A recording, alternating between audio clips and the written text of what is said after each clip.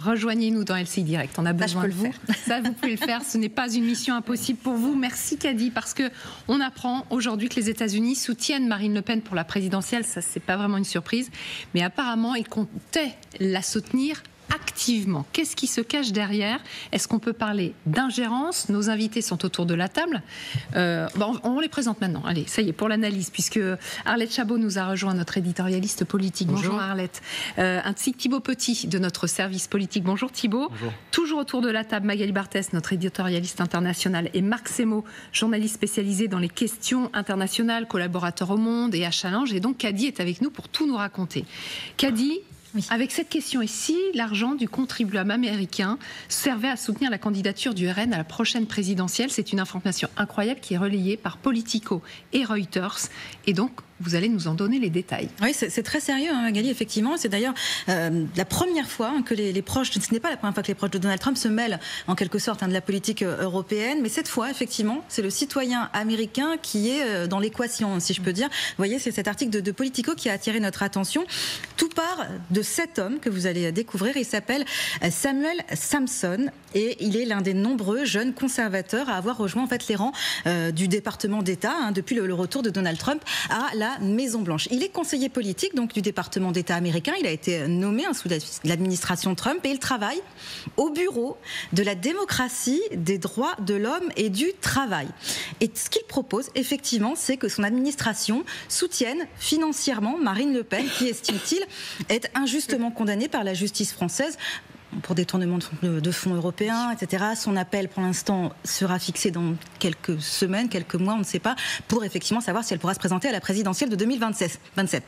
Et on apprend également que, selon nos confrères de Reuters, une délégation du département d'État américain a rencontré fin mai des hauts responsables du Rassemblement national, l'objectif étant de discuter en fait des moyens de soutenir publiquement Marine Le Pen et de faire annuler sa condamnation.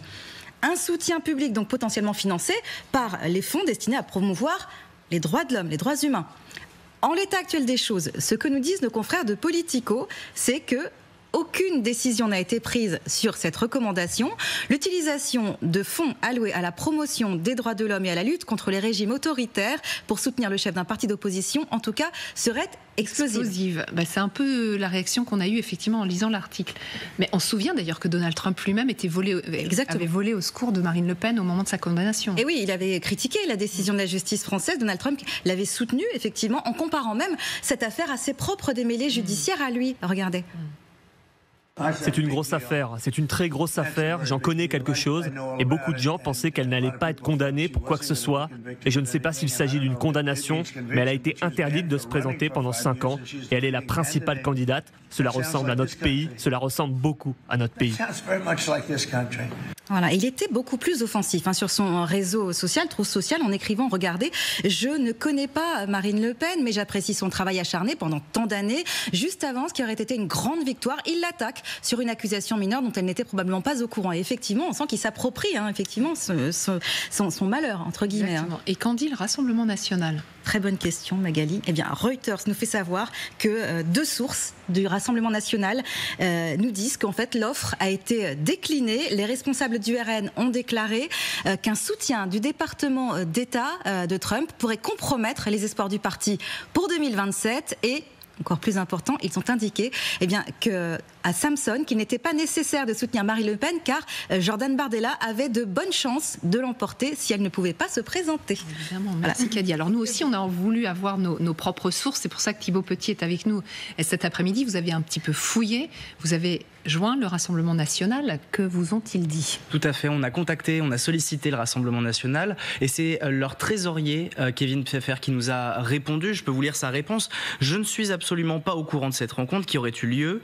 On ne nous a rien proposé du tout à ma connaissance, donc il nie totalement cette rencontre. Et surtout, il nous précise les règles de financement des partis et des campagnes empêcheraient de toute façon tout prêt ou don provenant d'un pays hors Union européenne. Et c'est vrai, il est impossible de faire un don ou un prêt lorsqu'on n'est pas français ou dans l'Union européenne. Depuis 2017, en fait, seuls les Français ou les résidents en France peuvent faire des dons à des partis dans des limites de certaines sommes et les prêts ne sont autorisés uniquement que pour les entités européennes. Effectivement, on sent un peu dans l'embarras aussi pour le Rassemblement national. Ils sortent péniblement de la tutelle de la Russie et d'un emprunt fait auprès de la Russie qu'ils ont fini par rembourser parce que franchement c'était du plus mauvais effet. Là, retomber dans le soupçon de financement par les États-Unis, c'est pas extraordinaire. Il faut toujours rappeler que le lien entre Trump et les partis de droite populistes, c'est plutôt du côté d'Éric Zemmour, Sarah Knafo, qu'il faut chercher. Il y a eu beaucoup plus de prudence du côté de Marine Le Pen. Après, tout ça est logique. Ce pouvoir américain, il l'a exprimé par la voix du vice-président, par l'ex-conseiller Steve Bannon, et envie d'aider tous les partis d'extrême droite, populistes, jusqu'à l'AfD allemande. On se souvient d'un grand chef d'entreprise qui est retourné à ses affaires il y a quelques semaines, qui avait carrément dialogué et dit aux Allemands oui, les nazis, n'ayez pas honte, allons-y. Donc Elon Musk, pour le citer ou rappeler. Donc eux sont dans leur logique. Après, côté européen, c'est compliqué. Et j'allais dire qu'il y a une petite chose à rajouter, toujours en ce qui concerne le Rassemblement national, parce que ce problème est déjà évoqué, c'est qu'il a toujours des problèmes d'argent, le Rassemblement national. Et quand il songe déjà au financement de sa campagne 2027, sans savoir qui sera effectivement candidat ou candidate, on fait savoir du côté du trésorier qu'il y a déjà un tour qui a été fait des banques françaises. Et pour l'instant, la réponse a été négative, comme d'habitude, si j'ose dire.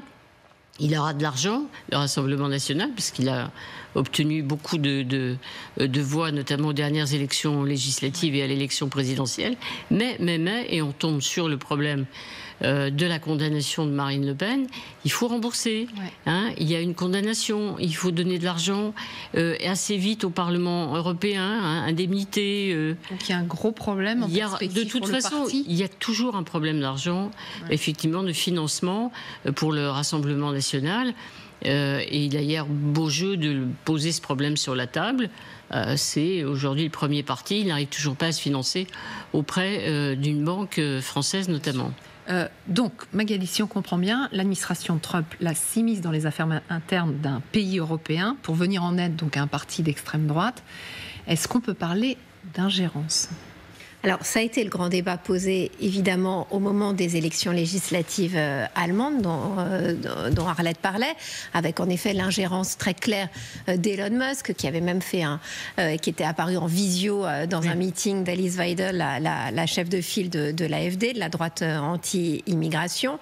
On a vu aussi le président polonais. Enfin, celui qui est devenu président polonais le 1er juin, soutenu ouvertement par Donald Trump, par sa secrétaire d'État à la sécurité intérieure qui était venue en Pologne pour s'afficher lors d'un meeting en disant si vous votez pour cet homme-là qui était du PiS, qui est du PiS, qui est la droite ultra-conservatrice polonaise, alors vous pouvez vous assurer que l'Amérique de Trump sera toujours à vos côtés. Ce qui est assez saisissant, c'est que cet homme, Samuel Samson, dont on parle, qui est ce conseiller au département d'État, qui s'occupe... Département d'État, on le rappelle, c'est quoi ? Le ministère des Affaires étrangères. C'est le ministère des Affaires étrangères, et lui, il est conseiller principal du Bureau pour la démocratie et les droits de l'homme. Bon, normalement, on se dit légitimement, un bureau comme ça va s'occuper d'aider à la démocratie dans les régimes les plus autoritaires. Non, pas du tout. C'est vers l'Union européenne qui regarde. C'est ça qui est absolument saisissant. Et ça va dans la droite file du fameux discours qui a éberlué les Européens, qu'est le discours du vice-président J.D. Vance à la conférence pour la sécurité à Munich, lorsqu'il explique que l'Europe est antidémocratique, si pour faire simple, et qu'elle brime la liberté d'expression, que c'est la censure permanente, qu'on ne peut pas tout dire. Donc en fait, qui fait de cette réglementation européenne et de ces lois européennes l'ennemi à abattre. C'est pour ça qu'on arrive après à reprendre le fil de la réflexion de ces Trumpistes qui voit dans l'Union européenne un épouvantail absolu qu'il faut abattre. Je suis allée regarder ce qu'écrivait Samuel Samson, parce qu'il a fait des tribunes. Le besoin d'alliés civilisationnels en Europe. En fait, le modèle de cette ligne, enfin de ces partisans de Donald Trump, c'est vraiment de voir l'Union européenne comme un agrégat d'États-nations, des nations chrétiennes, qui partagent en commun le même héritage civilisationnel. Et finalement, ce sont ces partis-là que l'Amérique de Trump est décidée à soutenir aux quatre coins de l'Europe. Et c'est un allié. On parle des États-Unis, allié de l'Europe, qui est en train d'essayer de mettre en place j'allais dire régime, en fait, cette idéologie sur tout le vieux continent. Est-ce que ça pose un problème ? Ça pose un problème, mais il y a une cohérence, comme l'expliquait très bien Magali. C'est-à-dire, pour Trump, pour cette révolution conservatrice, ultra-conservatrice qu'ils veulent exporter de l'autre côté de l'Atlantique, ce qui compte, ce sont ce que Trump, mais comme par ailleurs les Russes, parce que là-dessus il est exactement sur la même ligne que Poutine, appelle les États-civilisations. C'est-à-dire les grands États qui ont une histoire, qui ont une idéologie, qui sont racines dans une mémoire, qui ont vocation à la force, qui ont vocation à régner dans leur zone d'influence. Et dans cette logique-là, l'Europe telle qu'elle est, malgré les points communs, parce qu'il y a beaucoup de points de civilisation commune entre les États-Unis et l'Europe, il y a une réalité de l'Occident malgré tout, il y a une réalité du lien transatlantique, l'Europe est un épouvantail, parce que l'Europe, c'est un espèce d'empire par délégation volontaire de souveraineté, qui n'a pas de personnalité, qui n'a même pas un visage. L'Europe qui est le numéro de téléphone, selon la célèbre phrase de Kissinger. L'Europe n'existe pas vraiment, sinon celle éventuellement d'une Europe des nations, c'est un jour elle en est capable, ce en quoi Trump, comme par ailleurs Poutine, on doute largement. Et c'est ce discours de Jill Evans qui dit, mais qui êtes-vous ? Vous avez oublié votre mémoire, vous avez oublié d'où vous venez, et cette défense de tout ce que l'Europe peut compter, de groupes, de partis d'extrême droite, souvent les plus nauséabonds, c'est Jill Evans qui à la fois dit que l'Europe opprime, que l'Europe... C'était aussi le dessin de Steve Bannon, souvenez-vous, c'est complémentaire. Il dit les États tomberont, les pays tomberont les uns après les autres. Cette conquête, c'est la même chose. Il parle de conquête. Cette conquête aussi politique qu'idéologique ne visera pas le continent en général, mais se concentrera sur les États individuels pour les conquérir les uns après les autres. Il y a le mot conquête. Il y a cet objectif qui est affiché. C'est la conquête des idées, par les idées, selon leurs idées à eux, qui doivent effectivement gagner, d'où l'appui donné à tous les partis de droite, plus ou moins extrêmes, plus ou moins populistes. Donc la stratégie, elle est extrêmement claire. Je veux dire, là, et par les urnes, ils le disent clairement. On a tout compris. Donc voilà, il y en a deux qu'on connaît qui sont bien évidents, Viktor Orban et Giorgia Meloni. Ça, c'est déjà installé, conforté évidemment par les Américains avec des liens très très forts. Et puis après, il y a aider tous ceux qui peuvent arriver au pouvoir. Autrefois, il y avait l'internationale communiste. Pardon de le dire. Aujourd'hui, on a une internationale conservatrice. Réactionnaire, disait Emmanuel Macron. On l'écoute ? Voilà 10 ans, si on nous avait dit que le propriétaire d'un des plus grands réseaux sociaux du monde soutiendrait une nouvelle internationale réactionnaire et interviendrait directement dans les élections, y compris en Allemagne, qui l'aurait imaginé ? C'est le monde dans lequel nous vivons et dans lequel nous avons à faire de la diplomatie. Voilà, et Emmanuel Macron l'a nommé ainsi. Oui, et d'ailleurs, il ne se gêne pas du côté des États-Unis et de certains responsables pour dire ingérence, mais attendez, quand vous soutenez vos démocrates, entre guillemets, ou ceux que vous appelez des démocrates, c'est exactement la même chose. Contre vous. Moi, observatrice de la vie politique et qui fine observatrice, et vous connaissez tous les rouages. Vous parlez d'ingérence là ou pas de l'administration Trump? Mais alors, jusqu'où on va? C'est-à-dire choisir, il faut être honnête, c'est vrai que lorsqu'on dit qu'on préfère tel ou tel parti que le président de la République ou d'autres responsables politiques disent évidemment ne votez pas pour l'AfD en Allemagne, ce sera une catastrophe. Bon, on peut dire c'est de l'ingérence.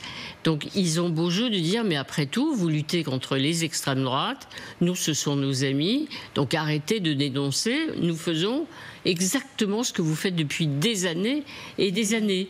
Mais est-ce qu'il faut s'attendre à quelque chose de concret pendant la campagne présidentielle? Alors, je ne sais pas. Il y a dit beaucoup de manières, on le sait, on l'a vu dans le passé avec d'autres pays, et notamment la Russie, de s'immiscer, comment dirais-je, de truquer, une campagne présidentielle. Tout est possible. Avec des fake news qui circulent sur les réseaux sociaux, par exemple, des montages vidéo. Ouais. On peut y aller. Franchement, pour l'instant, on se demande où ça s'arrêtera. Mais je pense qu'il y aura des soutiens évident et totalement décomplexé. Alors, gênant peut-être pour des partis, encore une fois, politiques, et je pense que du côté du RN, faut juste... Marine Le Pen, elle connaît, elle regarde bien les sondages aussi. La popularité de Donald Trump en France, elle n'est pas considérable. C'est le moins qu'on puisse dire. Vous avez raison. Donc être soutenu par quelqu'un qui est aussi mal vu par les Français et même condamné par des Français, une majorité de Français, c'est pas tellement porteur. Alors que on voit sur d'autres partis en France, comme Éric Ciotti, comme Sarah Knafo et Éric Zemmour pour Reconquête, ont moins de gêne visiblement à s'afficher à côté de ces leaders-là. Oui, tout à fait. Vous avez parlé de Sarah Knafo qui avait même fait le déplacement jusqu'aux États-Unis. Du côté du Rassemblement national, on a aussi en tête que pour la prochaine présidentielle, il va falloir aussi aller chercher un électorat un peu plus modéré à droite et donc ouvrir un petit peu, j'allais dire, les chakras, c'est une façon de parler évidemment, en tout cas aller chercher un électorat plus modéré et donc c'est difficile, comme le disait très bien Arlette, d'afficher une relation très proche avec Donald Trump qui forcément n'est pas très appréciée ici. Après, cette proposition, en réalité, elle n'a pas l'air très sérieuse puisque de toute façon elle ne pourra pas avoir lieu, elle ne pourra pas aboutir légalement. Ça montre bien que Samuel Samson ne connaît pas vraiment la législation française, mais est-ce qu'on est surpris que l'administration de Trump ne connaisse pas la législation française? On leur tiendra par rigueur, mais en tout cas, on peut imaginer que voilà, il y a des opérations de communication comme ça qui vont se multiplier au cours des prochains mois et jusqu'à la présidentielle. Parce que, alors, on parle en termes de communication, ça percute la preuve. On parle de ça depuis une demi-heure. Nous, ça nous interpelle parce qu'il y a donc c'est un membre de l'administration Trump, un membre, on va dire, du ministère des Affaires étrangères qui œuvre activement. Mais il y a aussi tout ce qu'on appelle les think tanks, c'est ces cercles de réflexion. Il y en a un qui est extrêmement connu, c'est l'Heritage Foundation, donc qui œuvre pour le Parti républicain depuis de nombreuses années et a fait de Trump son candidat. C'est cette fondation qui a mis en place le fameux projet 2025. C'est la base du programme de Donald Trump pour son deuxième mandat. Et son président est venu en Europe à la fin du mois de mai, a rencontré plusieurs cadres d'extrême droite en France, quelques cadres du Rassemblement national, mais surtout donc Reconquête, Éric Ciotti notamment. Voilà ce qu'il dit. Nous sommes inquiets pour l'Occident et pour la France. En France, le problème est l'immigration légale, exploitée par la gauche séculière et les groupes musulmans radicaux pour miner la souveraineté nationale.